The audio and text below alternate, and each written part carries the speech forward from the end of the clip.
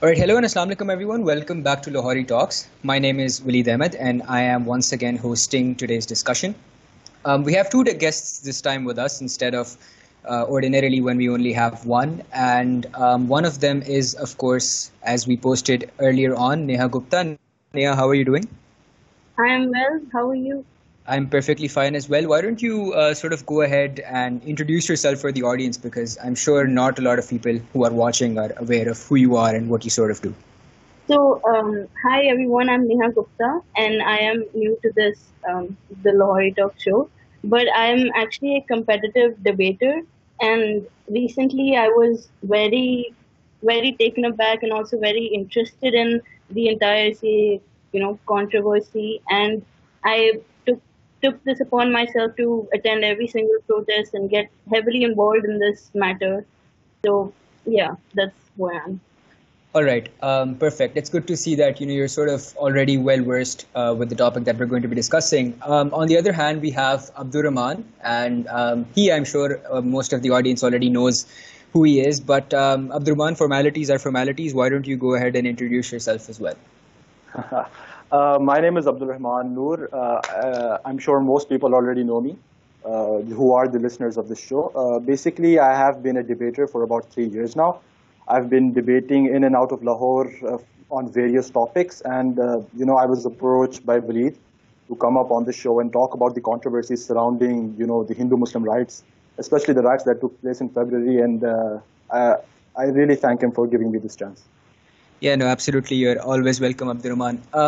So I think let's jump right into it. Just to clarify for some of the people who don't necessarily know what we're going to be discussing, the topic at hand today is the citizenship law that was passed earlier on this year by the BJP government in India, and sort of the riots in Delhi that followed after that, which were sort of some of the aftermath of this law being passed. So let's jump right into it. And I think the first thing that's essential for us to understand is what the citizenship law was and what have been sort of its effects to the people of Delhi and towards the people of India as well. So Neha, why don't you go first and sort of tell us a little bit about it?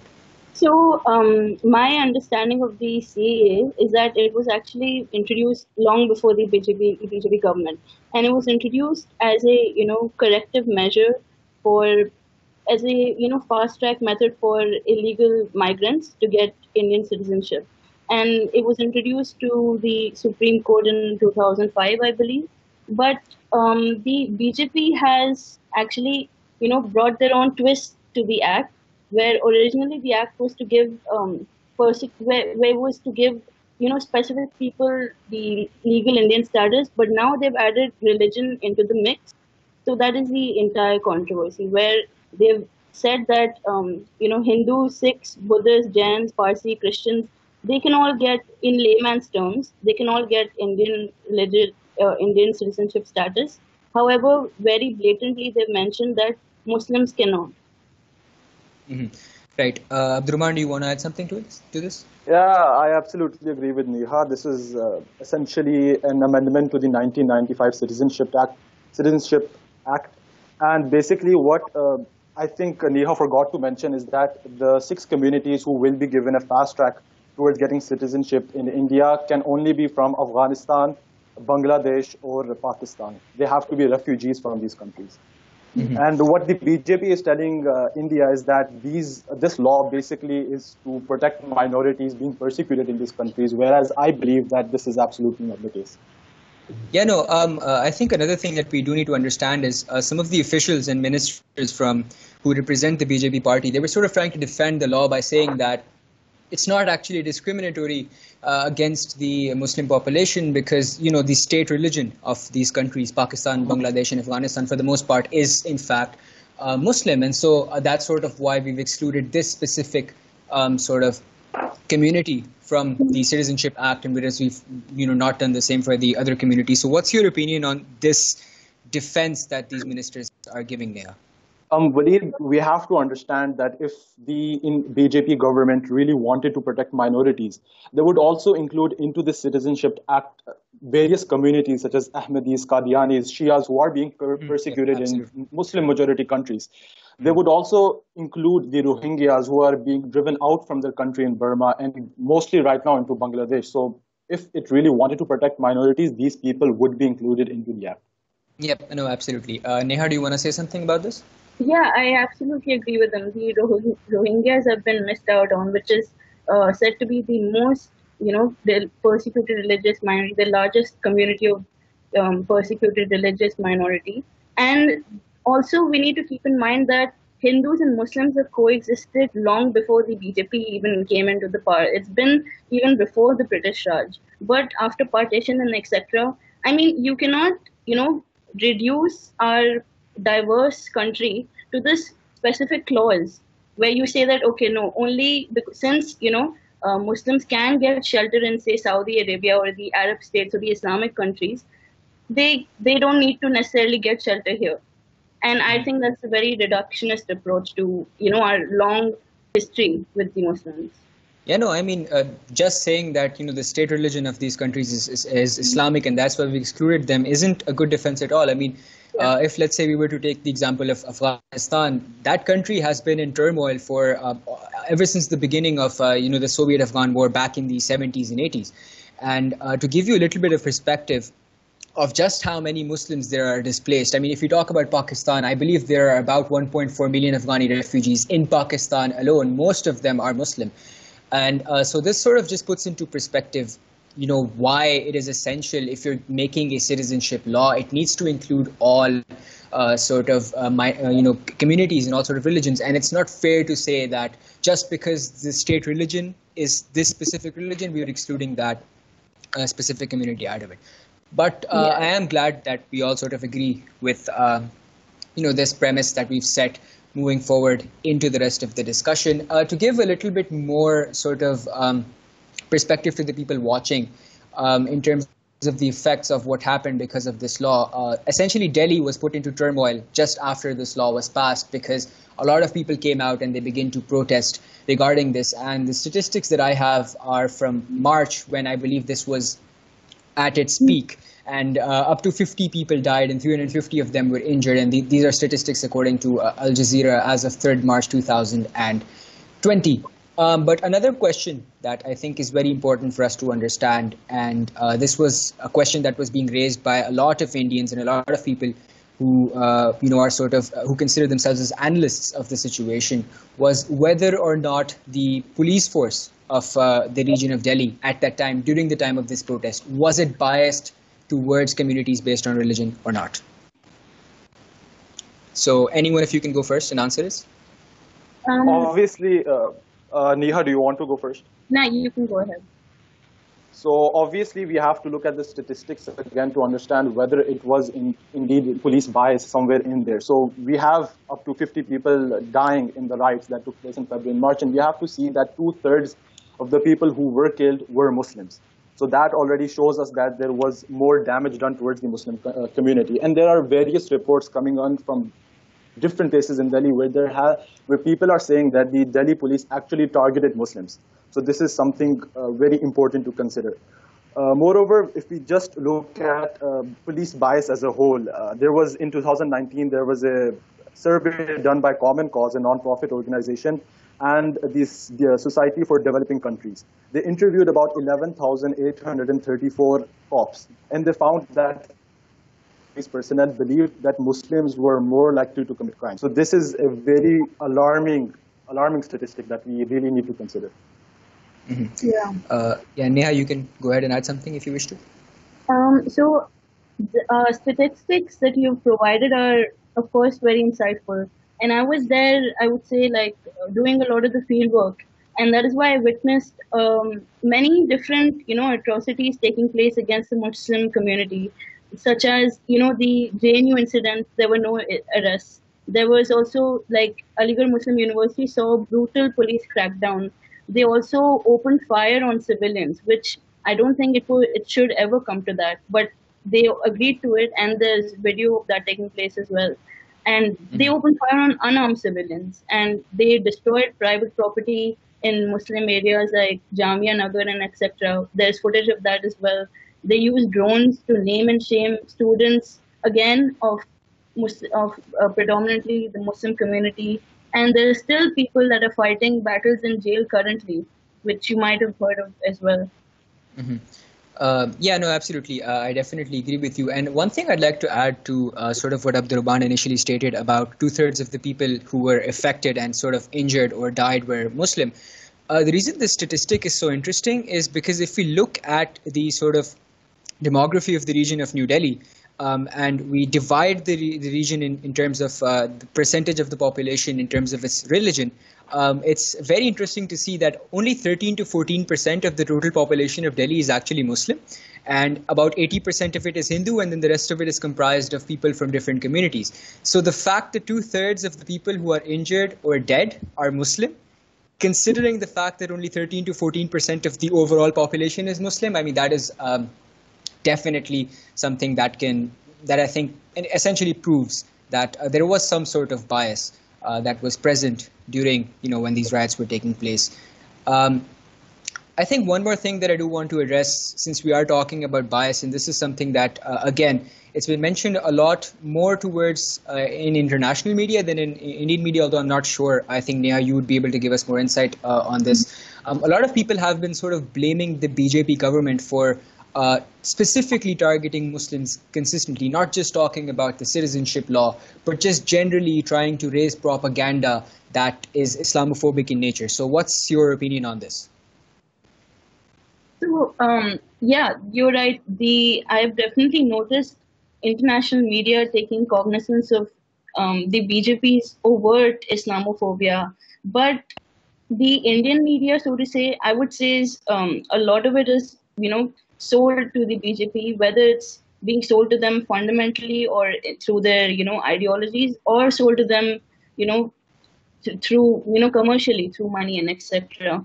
And there are only a few channels that were, during this time of February, March, reporting news that was unabashedly true, like India Today and etc. And I do believe that the government is promoting Islamophobia. And, through the Delhi riots and countless attacks on journalists that were there, activists, protesters, and a lot of people of the Muslim community just going into their homes in Jamia and tear gassing the entire colony and etc. Those things were not needed.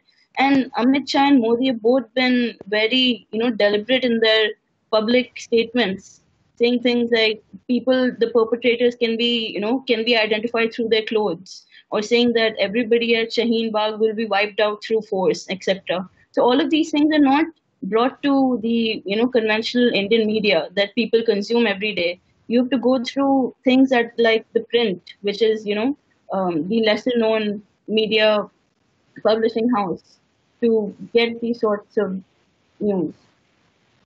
Reports, yeah. Yeah, We understand that. Abdurrahman, do you want to add something? Yeah, so we already sitting here in Pakistan, we know that most people believe that the BJP government is indeed very against Muslims. We can see from their various policies, be it whether the Citizenship Amendment Act or the NRC or the revocation of the special status for Kashmir, we can see that they have been specifically targeting Muslims, and it's very alarming since India claims to be a secular nation, and Article 14 of India's constitution states that there should be no discrimination amongst its citizens based on race, religion, or creed. I think this is very alarming that India is evolving into such a one-sided state where it doesn't take into account its Muslim citizens. Yeah, absolutely. I think another good example of this would be the very recent meeting of the Tablighi Jamaat that was to take place inside India. And we saw the Indian media quite blatantly actually come forward. I mean, I read this article. This was by Jaz Zaka Saeed of the News International. And it's quite funny because they were stating that Muslims were deliberately getting infected with the coronavirus to spread it, which, I mean, come on, that's just ridiculous. But there have been similar sort of targets towards the Muslim community by the representatives of the BJP government. I think another good example would be Suresh Tewadi, who is an Uttar Pradesh legislator, and he came forward, and this was very recent, by the way. He came forward and he announced in one of his public press conferences that we should all stop buying from Muslims because they're all infected. And I didn't see any action being taken by the BJP government against Suresh Tewadi. So I don't know what that's all about. And Abdurrahman just mentioned the National Register of Citizens, the NRC. This is a bit of a more previous policy that was brought about by the BJP, and this was when thousands of Muslims were excluded from this register who were living in Assam at the time. So I think keeping all of this in mind, it's very fair to say that the BJP government is certainly targeting the Muslims in one way or another, and Islamophobia is beginning to spread within India. And I think that the international media is correct when they're coming forward and sort of being very vocal about this. But one question that I do have for you, Neha, and this is something that a lot of people in Pakistan have been questioning. You're aware of what the RSS is, right? It's a right-wing party in India. Yeah. Yeah. So some people were mentioning that since Modi was part of it in about 1978, and then he sort of, came forward and created the BJP. Although I'm not sure if Modi created the BJP, by the way, so don't quote me on that. But he's definitely the leader of it now. But do you think there's some sort of connection with the policies of Modi now, with the RSS? There's definitely a big connection, because not only does the BJP sort of protect the actions of the RSS, whether it was, and this I witnessed myself, where the police was actually a pro-CAA rally by the RSS. The police was actually, being their protectors, chauffeuring them through the crowds. So I think they're definitely linked to the government, even though they're two separate bodies. And Modi's links to the RSS and, Modi's links to the Gujarat riots with more than 2,000 people died. It's definitely alarming to have our leader be a sort of criminal. Mm-hmm.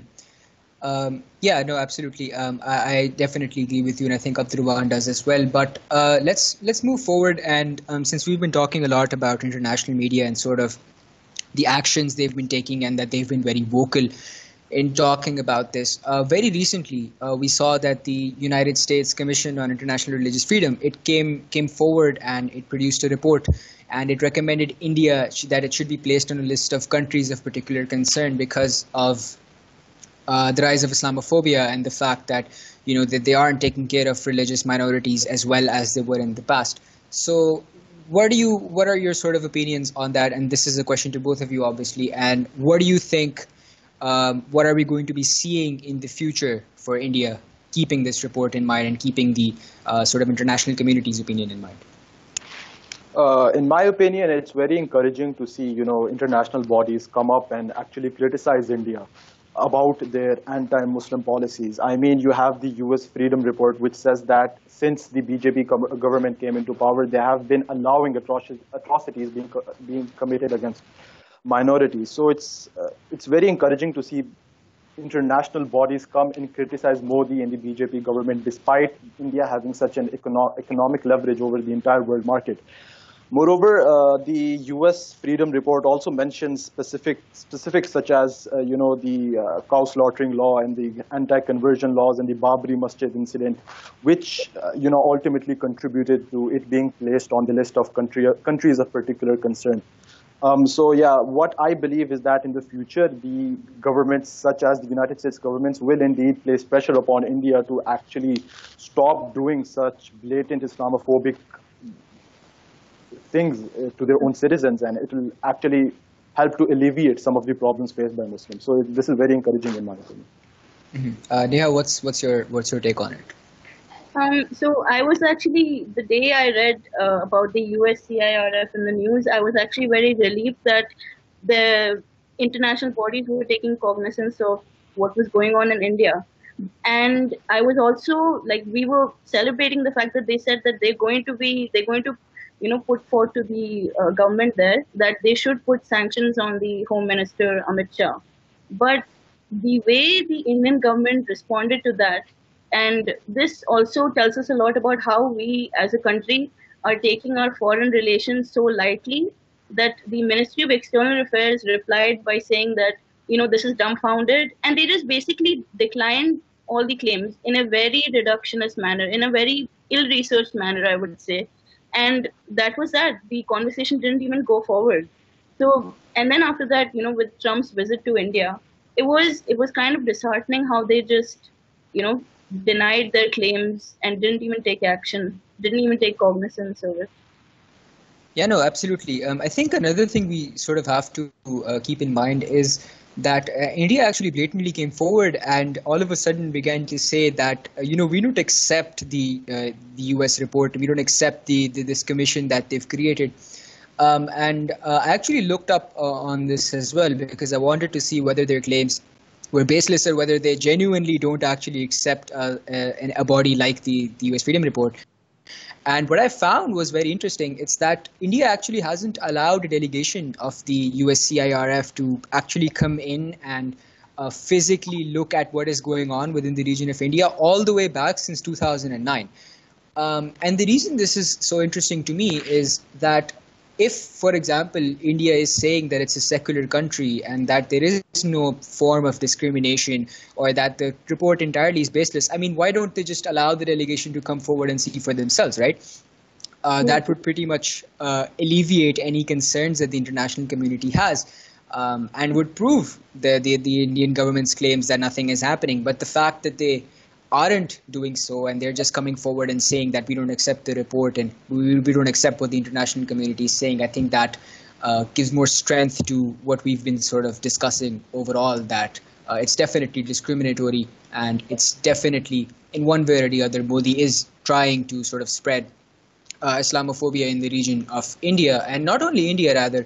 I would argue that this is something that's been being carried out both in India and in Kashmir as well, considering some of the policies of Modi in that region. And we've discussed this several times before on our page too. Lastly, I think before we sort of wrap everything off, one thing that I do want to sort of discuss, and this is a bit of a difficult question, so I would understand if maybe we're not able to sort of answer it right now. That is that, keeping in mind that whenever the international community steps in, India blatantly sort of comes forward and says that we don't accept what you're saying.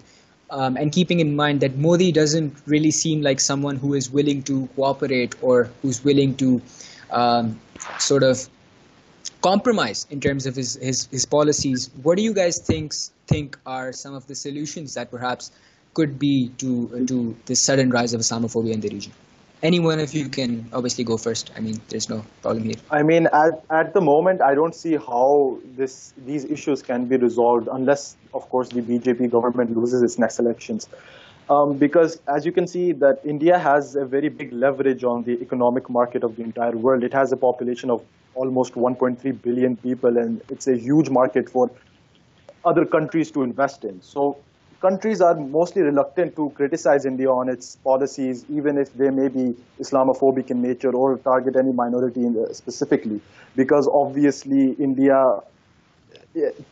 different countries have their interests in India. So I don't think that there is an immediate solution to the problem we're facing right now.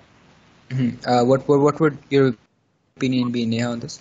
Yeah, I completely agree with him. And also, when I feel like all the nationwide protests that broke out and all the pushback from students and just activists, protesters, etc., it did lead to causing a shaky ground for Amit Shah and Modi to implement the NRC, because then they backtracked and then they talked about the NPR, etc., etc. So I think it did, because the NRC was something that was very, I would say, heinous, because it was just not everyone has the papers, and the entire story, and that caused them to, I think, rethink their strategies and etc. So that does mean that there is some hope.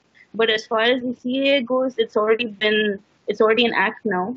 However, I did see this news where 48 BJP minority cell workers had quit over the CAA, and how the UP police and the Delhi police had started admitting to wrongfully arresting CAA protesters and vandalizing certain areas, vandalizing the Jamia library, etc., etc.